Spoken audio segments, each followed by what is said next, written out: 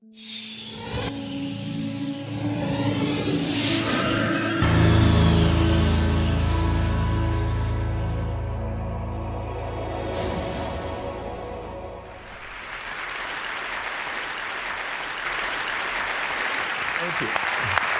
I have to tell you, I'm both challenged and excited. My excitement is I get a chance to give something back. My challenge is the shortest seminar I usually do is 50 hours.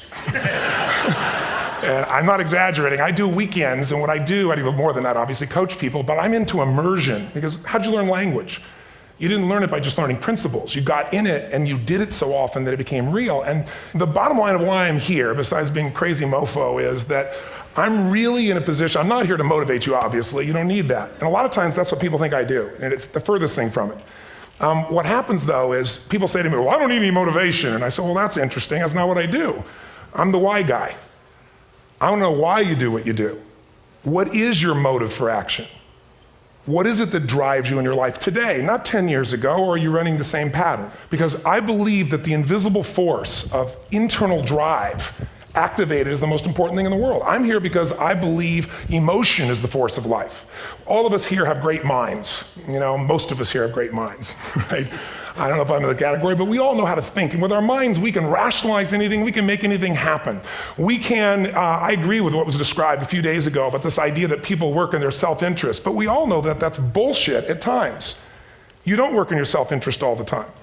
Because when emotion comes into it, the wiring changes in the way it functions.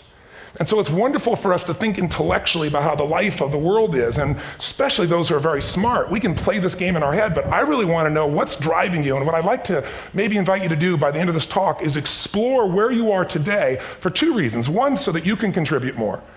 And two, so that hopefully we can not just understand other people more, but maybe appreciate them more and create the kinds of connections that can stop some of the challenges that we face in our society today. They're only going to get magnified by the very technology that's connecting us, because it's making us intersect. And that intersection doesn't always create the view of everybody now understands everybody and everybody appreciates everybody.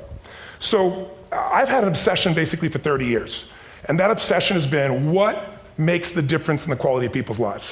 What makes a difference in their performance? Because that's what I got hired to do. I got to produce the result now. That's what I've done for 30 years. I get the phone call when the athlete is burning down on national television and they were ahead by 5 strokes and now they can't get back on the course. And I got to do something right now to get the result or nothing matters. I get the phone call when the child is going to commit suicide, and I got to do something right now. And in 29 years, I'm very grateful to tell you I've never lost one in 29 years. It doesn't mean I won't someday, but I haven't done it. And the reason is an understanding of these human needs that I want to talk to you about. So when I get those calls about performance, that's one thing, like how do you make a change? But also, I'm looking to see what is it that's shaping that person's ability to contribute, to do something beyond themselves. So maybe the real question is, you know, I look at life and say there's 2 master lessons. One is there's the science of achievement, which almost everyone in this room has mastered to an amazing extent. That's how do you take the invisible and make it visible, right? How do you take what you dream about and make it happen? Whether it be your business, your contribution to society, money, whatever it is for you, your body, your family. But the other lesson of life that is rarely mastered is the art of fulfillment. Because science is easy, right? We know the rules, you write the code, you follow those, and you get the result. Once you know the game, you just, you up the ante, don't you? But when it comes to fulfillment, that's an art. And the reason is it's about appreciation and it's about contribution. You can only feel so much by yourself. So I've had an interesting laboratory to try to answer the question of the real question, which is what's the difference in somebody's life if you look at somebody like those people that you've given everything to, like all the resources they say they need. You gave them not a $100 computer, you gave them the best computer. You gave them love, you gave them joy, you were there to comfort them. And those people very often, and you know some of them I'm sure, end up the rest of their life with all this love, education, money, and background, spending their life going in and out of rehab. And then you meet people that have been through ultimate pain, psychologically, sexually, spiritually, emotionally abused, and not always, but often they become some of the people that contribute the most to society. So the question we got to ask ourselves really is, what is it? What is it that shapes us? And we live in a therapy culture. Most of us don't do that, but the culture is a therapy culture. And what I mean by that is the mindset that we are our past. And everybody in this room, you wouldn't be in this room if you bought that theory, but most of society thinks biography is destiny. The past equals the future. And of course it does if you live there. But what people in this room know, and what we have to remind ourselves though, because you can know something intellectually, you can know what to do and then not use it, not apply it. So really what we got to remind ourselves is decision is the ultimate power. That's what it really is. Now, when you ask people, Have you failed to achieve something? How many have ever failed to achieve something significant in your life? Say aye. Thanks for the interaction on a high level there. But if you ask people, why didn't you achieve something? Somebody who's working for you, or a partner, or even yourself, and you failed to achieve a goal, what's the reason people say they failed to achieve? What do they tell you? Didn't know enough, didn't have the knowledge, didn't have the money, didn't have the time, didn't have the technology, I didn't have the right manager. Didn't have the Supreme Court.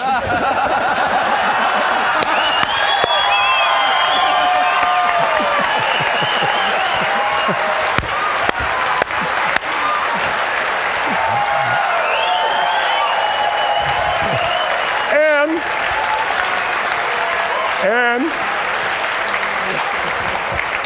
what do all those, including the Supreme Court, have in common? They are a claim to you missing resources. And they may be accurate. You may not have the money. You may not have the Supreme Court. But that is not the defining factor.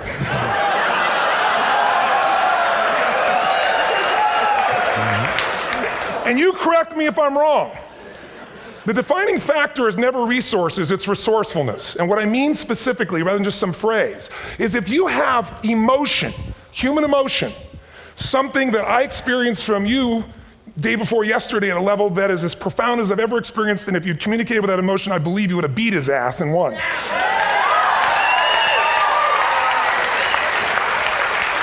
But how easy for me to tell him what he should do. Idiot, Robbins. But I know when we watched a debate, at that time, there were emotions that blocked people's ability to get this man's intellect and capacity and the way they came across to some people in that day. Because I know people that wanted to vote in your direction and didn't, and I was upset. But there was emotion that was there. How many know what I'm talking about here? Say aye. So emotion is it, and if we get the right emotion, we can get ourselves to do anything. We can get through it. If you're creative enough, playful enough, fun enough, can you get through to anybody, yes or no? Yes. If you don't have the money, but you're creative and determined enough, you find the way. So this is the ultimate resource, but this is not the story that people tell us, right? The story people tell us is a bunch of different stories. They tell us we don't have the resources, but ultimately, if you take a look here, flip it up if you would. They say, what are all the reasons they have in common? We've said that. Next one, please. He's broken my pattern, that son of a bitch. But I appreciated the energy, I'll tell you that. What determines your resources? We've said decisions shape destiny, which is my focus here. If decisions shape destiny, what determines it is 3 decisions. What are you going to focus on? Right now, you have to decide what you're going to focus on. In this second, consciously or unconsciously, the minute you decide to focus on something, you've got to give it a meaning. And whatever that meaning is produces emotion. Is this the end or the beginning? Is God punishing me or rewarding me, or is this the roll of the dice? And emotion then creates what we're going to do, or the action. So think about your own life, the decisions that have shaped your destiny. And that sounds really heavy, but in the last 5 or 10 years, 15 years, haven't there been some decisions you've made that if you made a different decision, your life would be completely different? How many can think of one, honestly? Better or worse? Say aye. So the bottom line is maybe it was where to go to work and you met the love of your life there. Maybe it was a career decision. I know the Google geniuses I saw here. I understand that their decision was to sell their technology at first.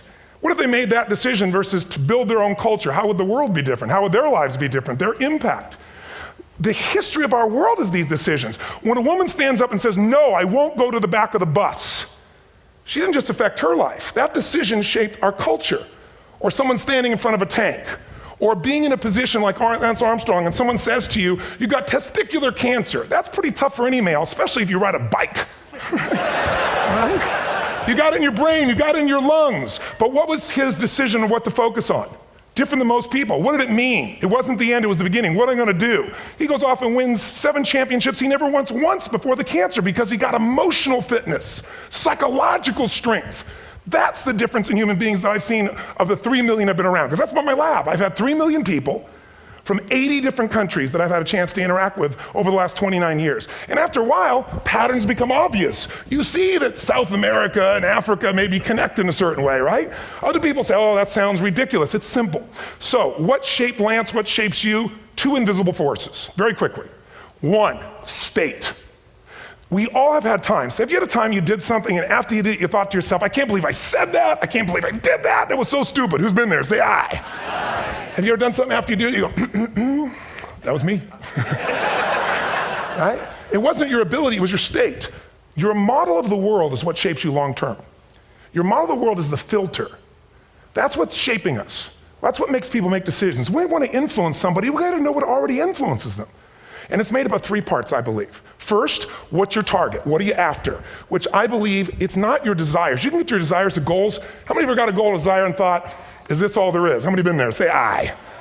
So it's needs we have. I believe there are 6 human needs. Second, once you know what the target that's driving you is, and you uncover it for the truth, you don't form it, you uncover it. Then you find out what's your map. What's the belief systems that are telling you how to get those needs? Some people think the way to get those needs is destroy the world. Some people is to build something, create something, love someone. And then there's the fuel you pick. So very quickly, 6 needs, let me tell you what they are. First one, certainty. Now these are not goals or desires, these are universal. Everyone needs certainty that they can avoid pain, at least be comfortable. Now how do you get it? Control everybody, develop a skill, give up, smoke a cigarette.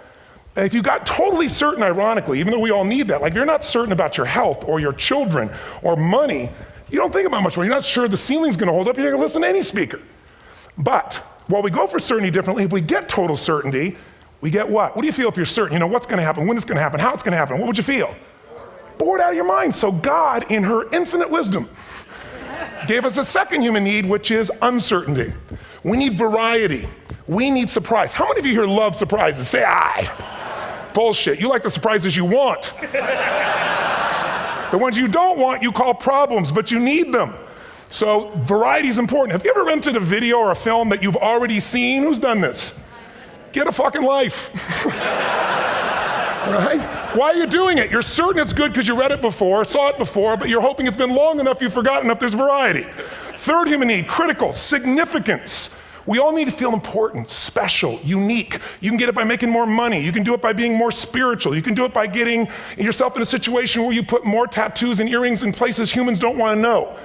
Whatever it takes. The fastest way to do this, if you have no background, no culture, and no belief in resources or resourcefulness, is violence. If I put a gun to your head and I live in the hood, instantly I'm significant. 0 to 10, how high? 10. How certain am I you're gonna respond to me? 10. How much uncertainty? Who knows what's gonna happen next? Kind of exciting, like climbing up into a cave and doing that stuff all the way down there. Total variety and uncertainty. And it's significant, isn't it? So you're willing to risk your life for it. So that's why violence has always been around and will be around unless we have a consciousness change as a species. Now you can get significance a million ways, but to be significant, you gotta be unique and different. Here's what we really need. Connection and love, fourth need. We all want it. Most people settle for connection because love's too scary. Don't want to get hurt. Who here has ever been hurt in an intimate relationship? Say aye. If you don't raise your hand, you'll have about other shit too, come on. And you're gonna get hurt again. Aren't you glad you came to this positive visit? But here's what's true, we need it. We can do it through intimacy, through friendship, through prayer, through walking in nature. If nothing else works for you, get a dog. Don't get a cat, get a dog, because if you leave for 2 minutes, it's like you've been gone for 6 months when you show back up again 5 minutes later, right? Now these first 4 needs, every human finds a way to meet. Even if you lie to yourself, you need to have split personalities. But the last 2 needs, the first 4 needs are called the needs of the personality, is what I call it. The last 2 are the needs of the spirit. And this is where fulfillment comes. You won't get fulfillment from the first 4. You'll figure a way, smoke, drink, do whatever, meet the first 4. But the last 2, number 5, you must grow. We all know the answer here. If you don't grow, you what? If a relationship's not growing, if a business is not growing, if you're not growing, it doesn't matter how much money you have, how many friends you have, how many people love you, you feel like hell. And the reason we grow, I believe, is so we have something to give of value. Because the 6th need is to contribute beyond ourselves. Because we all know, corny as it sounds, the secret of living is giving. We all know life's not about me, it's about we. This culture knows that, this room knows that. And it's exciting. When you see Nicholas up here talking about his $100 computer, the most passionate, exciting thing is here's a genius, but he's got a calling now. You can feel the difference in him, and it's beautiful. And that calling can touch other people. In my own life, my life was touched because when I was 11 years old, Thanksgiving, no money, no food, and we're not gonna starve, but my father was totally messed up. My mom was letting him know how bad he messed up. And somebody came to the door and delivered food. My father made 3 decisions. I know what they were briefly. His focus was, this is charity. What does it mean? I'm worthless. What do I gotta do? Leave my family, which he did. At the time, one of the most painful experiences of life. My 3 decisions gave me a different path. I said, focus on, there's food, what a concept, you know? Second, but this is what changed my life. This is what shaped me as a human being. Somebody's gift, I don't even know who it is. I thought, my father always said, no one gives a shit. And all of a sudden, somebody I don't know, they're not asking for it, this is giving our family food, looking out for us. It made me believe this. What does it mean? That strangers care. And what that made me decide is if strangers care about me and my family, I care about them. What am I gonna do? I'm gonna do something to make a difference. So when I was 17, I went out one day on Thanksgiving, it was my target for years, have enough money to feed 2 families. Most fun thing I ever did in my life, most moving. Then next year I did 4, and I didn't tell anybody what I was doing. Next year, 8. I wasn't doing it for brownie points, but after 8, I thought, shit, I could use some help. So sure enough, I went out, and what did I do? I got my friends involved, and I grew companies, and then I got 11 companies, and I built a foundation. Now, 18 years later, I'm proud to tell you, last year we fed 2 million people in 35 countries through our foundation, all during the holidays, Thanksgiving, Christmas, in all the different countries around the world. It's been fantastic. Thank you. So I don't tell you that to brag, I tell you because I'm proud of human beings because they get excited to contribute once they've had the chance to experience it, not talk about it. So finally, I'm about out of time, the target that shapes you, here's what's different about people. We have the same needs, but are you a certainty freak? Is that what you value most, or uncertainty? This man here couldn't be a certainty freak if he climbed through those caves.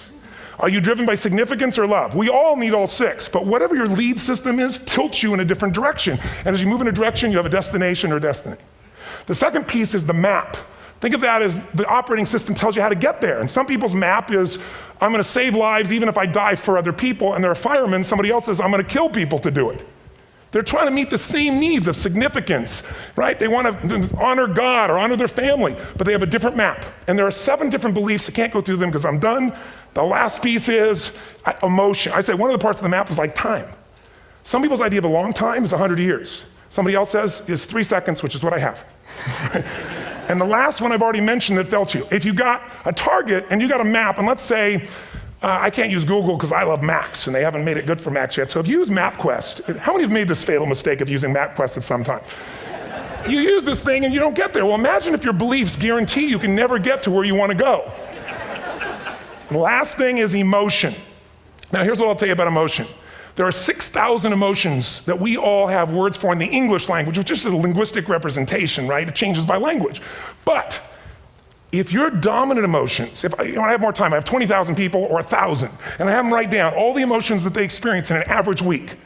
And I give them as long as they need. And on one side they write empowering emotions, the other is disempowering. Guess how many emotions people experience? Less than 12. And half of those make them feel like shit. So they got 5 or 6 good frickin' feelings, right? It's like they feel happy, happy, excited, oh shit, frustrated, overwhelmed, depressed. How many of you know somebody who no matter what happens finds a way to get pissed off? How many know somebody like this? Or no matter what happens, they find a way to be happy or excited. How many know somebody like this? Come on. When 9/11 happened, and I'll finish with this, I was in Hawaii. I was with 2,000 people from 45 countries. We were translating 4 languages simultaneously for a program that I was conducting for a week. The night before was called Emotional Mastery. I got up, had no plan for this, and I said, we had all this fireworks, I do crazy shit, fun stuff. And then at the end I stopped, and I had this plan I was gonna say, but I never do what I'm gonna say. And all of a sudden I said, when do people really start to live?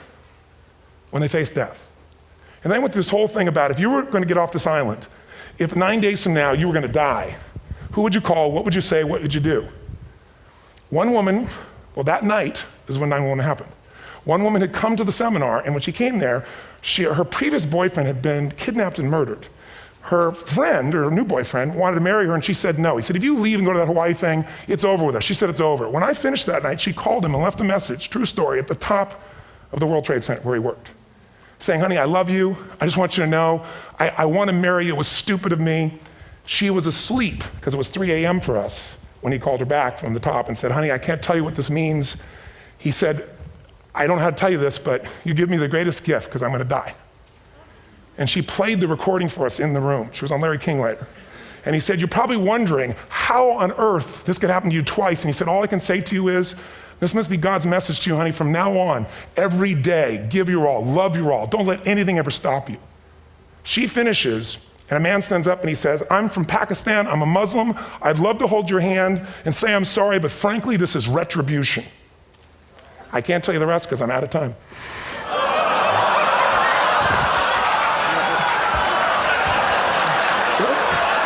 Are you sure? Finish the story. 10 seconds. 10 seconds. No, I want to be respectful. 10 seconds. All I can tell you is I brought this man on stage with a man from New York who worked in the World Trade Center, because I had about 200 New Yorkers there. More than 50 lost their entire companies, their friends, marking off their Palm Pilots. One financial trader, this woman made of steel, bawling. 30 friends crossing off that all died. And what I did to people said, what are we going to focus on? What does this mean, and what are we going to do? And I took the group and got people to focus on, if you didn't lose somebody today, your focus is going to be how to serve somebody else. There are people, one woman got up and she was so angry and screaming and yelling. She wasn't from New York, she's not an American, she doesn't know anybody here. I said, you always get angry. She said, yes. Guilty people got guilty, sad people got sad. And I took these two men and did what I call an indirect negotiation. Jewish man with family in the occupied territory, some New York who would have died if he was at work that day, and this man who wanted to be a terrorist, and made it very clear. And the integration that happened is on a film, which I'll be happy to send you, so you can really see what actually happened instead of my verbalization of it. But the two of them not only came together and changed their beliefs and models of the world, but they've worked together to bring, for almost 4 years now, to various mosques and synagogues, the idea of how to create peace. And he wrote a book, which is called My Jihad, My Way of Peace. So transformation can happen. So my invitation to you is this. Explore your web, the web in here. The needs, the beliefs, the emotions that are controlling you, for two reasons. So there's more of you to give. Achieve too, we all want to do it, but I mean give, because that's what's going to fill you up. And secondly, so you can appreciate, not just understand, that's intellectual, that's mind, but appreciate what's driving other people. It's the only way our world's going to change. God bless you, thank you, I hope this will serve. Robbins.